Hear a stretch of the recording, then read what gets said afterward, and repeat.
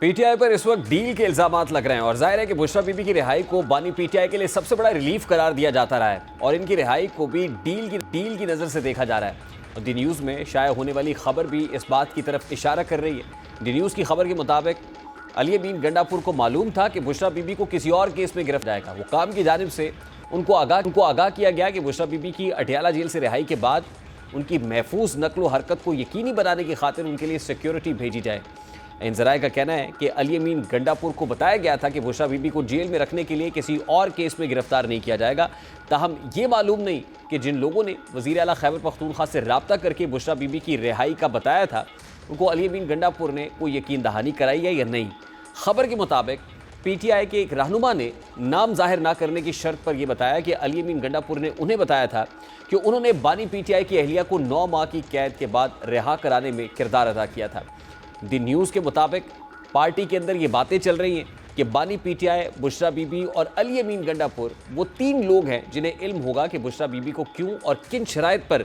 गिरफ्तार नहीं किया गया और उन्हें जाने दिया गया है। अब खबर के मुताबिक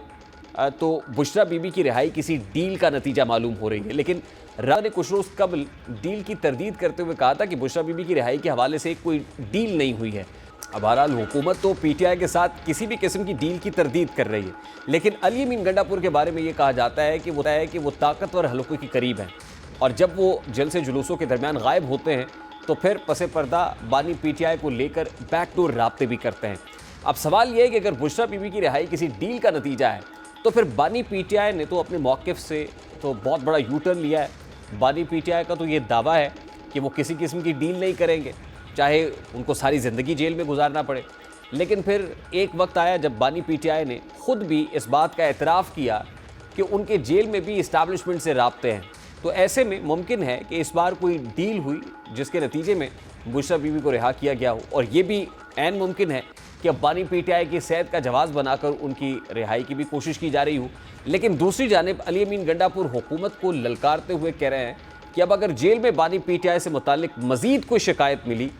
तो पूरा मुल्क दिया जाएगा। अली अमीन गंडापुर जो पब्लिकली जिस टोन का इस्तेमाल कर रहे हैं, अब अगर तहरीक इंसाफ डील के नतीजे में अपने मामलात को हल करना चाहती है तो फिर एहतजाज और मुल्क बंद करने की धमकी किस लिए दी जा रही है? क्योंकि सलमान अकरम राजा जो इस वक्त पाकिस्तान तहरीक इंसाफ के सेक्रेटरी जनरल हैं, लीगल टीम को हेड भी कर रहे हैं, वो भी सड़कों पर अदालत लगाने की बात कर रहे हैं। अब ये 2 तरह की हिकमत अमलियाँ हैं। एक वो हिकमत अमली है जो पब्लिकली जाहिर की जाती है अवाम के अंदर अपने वोटर सपोर्टर्स को, और दूसरी हिकमत अमली वो है जो पसे पर्दा इस्तेमाल की जाती है और जिसका सिर्फ क्लोज़ सर्कल को ही पता है, जिसमें अली अमीन गंडापुर भी हैं, जिसमें बुशरा बीबी भी हैं, जिसमें इमरान खान भी हैं। और ये सारी बातें जो पसे पर्दा हो रही हैं, लगता ये है कि इन्हीं तीनों के माबैन है और इन तीनों को पता है कि क्या हो रहा है, किस कॉस्ट पे हो रहा है, क्या कोई कॉम्प्रोमाइज़ की या किसी अरेंजमेंट की या किसी सेटलमेंट की, या फिर जैसे उर्फ़ आम में डील कहा जाता है उसमें कोई हकीकत भी मौजूद है।